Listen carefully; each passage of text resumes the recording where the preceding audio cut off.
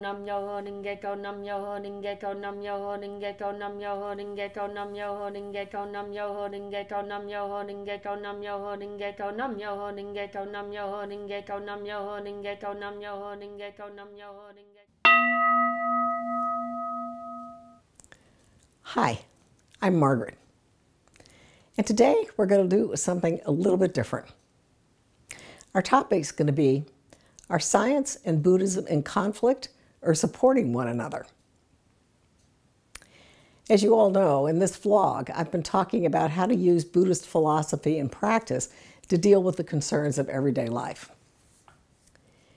And the longer I've been writing about this topic, the more curious I've become about what science has learned about how we humans create our reality since Nichiren Daishonin taught this form of Buddhism 750 years ago. In this vlog, I want to discuss what science is teaching us and look at whether it supports our Buddhist practice. For many, many, many years, there's been an argument between science and religion about what is most fundamental in the universe: consciousness or the quantum world. Eastern religions all say that there's a unified field at the basis of creation, where everything is joined as one. Nichiren Buddhism describes it as the ninth level of consciousness, the pure, unsullied field. We all know that consciousness exists as we experience it every day in our lives. Now, the scientists approach this question in the reverse.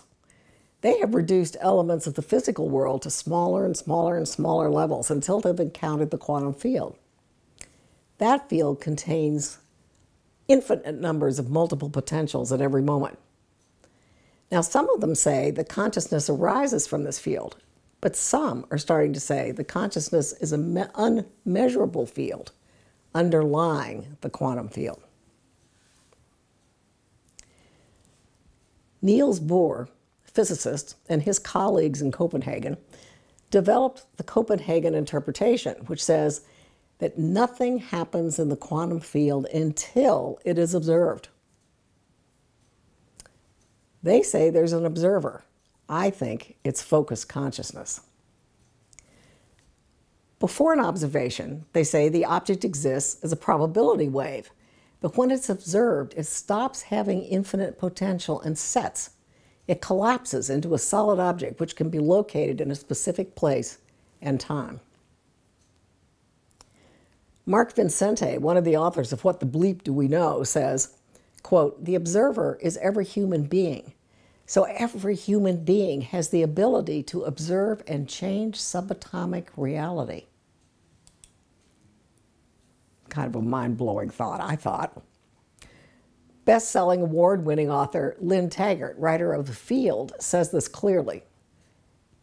Quote, "Reality is unset jello. There's a big indeterminate sludge out there that's our potential life. And we, by our very active involvement, our act of noticing, our act of observation, we get that jello to set. Our involvement creates that reality." John Wheeler, a Nobel Prize winner in physics from Princeton, says, quote, "The view can no longer be held that the world exists out there. We are not bystanders on a cosmic stage, but shapers and creators living in a participatory universe." Unquote.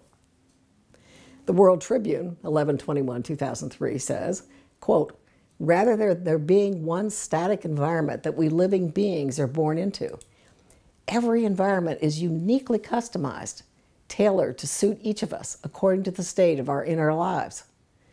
So in a sense, we're all going around with our personal universe, one that extends from the inner depths of our hearts outward to all the phenomena of our surroundings." President Ikeda discusses this in the Clear Mirror Guidance. Quote, "If you practice faith while doubting its effects, you'll get results that are at best unsatisfactory.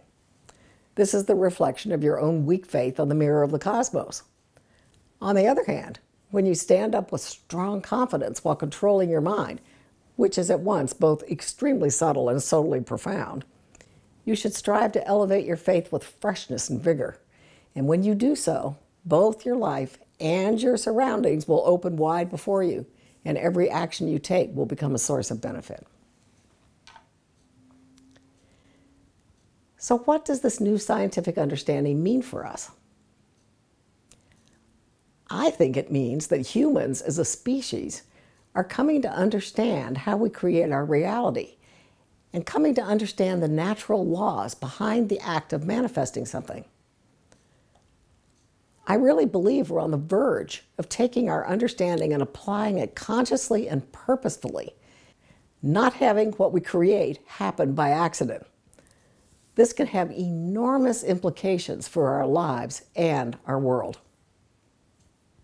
It also brings spirituality back into the center of things as our spiritual core, as it is in that pure consciousness where all creation begins. Part of why I'm so fascinated by this is because Buddhism is reason and has been saying these things in its own way from the very beginning. Our practice is an application of the principles we're now learning through scientific research.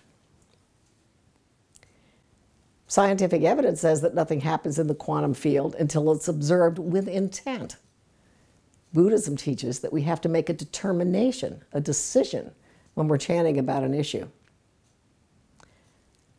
Our practice says we receive back what we put out into the universe. According to Fred Alan Wolf, physicist of 12 books on quantum mechanics, he says that action or thought arises in our consciousness and that there's a certain frequency or vibration associated with that. By taking the action, we're now connected to the universe by that frequency or vibration. Everything out there of the same frequency will respond to it and then will be reflected in our reality. That's from What the Belief.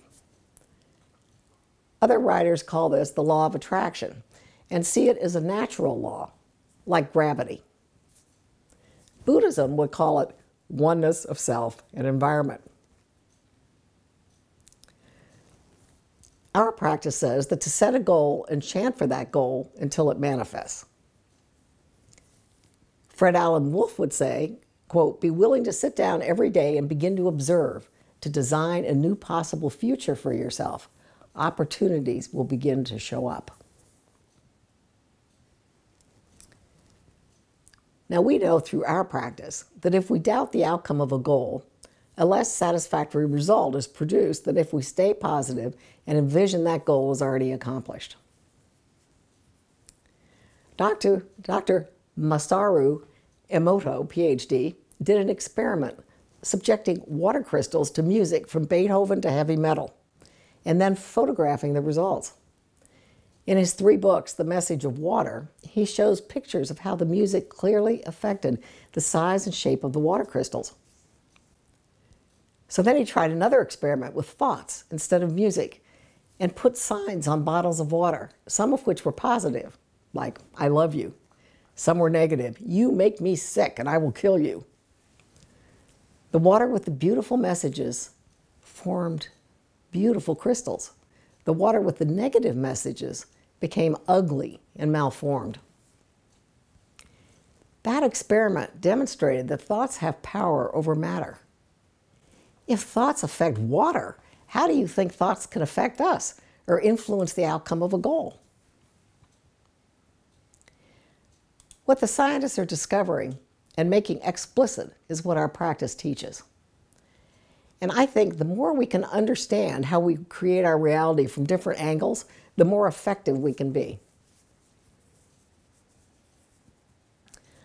Although all of this is inspiring, we're also going to have a lot of work to do to learn to deal with the subtle beliefs and thoughts which do not produce such good results. These are the subject for other vlogs or books. In summary, through modern-day science, we're coming to see the physical reality behind why our practice works. We're seeing how the quantum field, when observed, collapses into a concrete reality. So by our active intention, we create even in the physical world. We do this in our practice when we set a determination. We also discussed how our minds can affect matter, leading us to think about the power of thoughts and how what we put out, we receive back. This illustrates the Buddhist concept of oneness of self and environment. Alan Wolf, PhD, says that if we sit down every day and visualize our day, new opportunities will show up. And of course, Nichiren Buddhism has a chanting practice, which is done twice daily, where we set goals and chant for their realization. Here are some other readings and vlogs you might like. If you're interested in this topic, read What the Bleep Do We Know? And its subtitle is Discovering the Endless Possibilities for Altering Your Everyday Reality. There's a follow-up book called Beyond the Bleep, which illuminates the personalities and teachings of the physicists, neurologists, physicians, spiritual teachers, mystics, and scholars that are both in the book and the movie, What the Bleep Do We Know?, which can be downloaded through streaming programs. 2 blogs that are related. Do you know how you set up barriers to what you want? And Chanting Difficulties, ? 4 ways to turn things around. I've been reflecting on what direction this vlog should take, and I'd be very curious to know if this kind of topic is interesting to you and whether you would want to hear more about the intersection between science and religion to clarify what we're doing in our practice. If not, tell me what other topics you'd like to hear about. And I'll see you again in 2 weeks.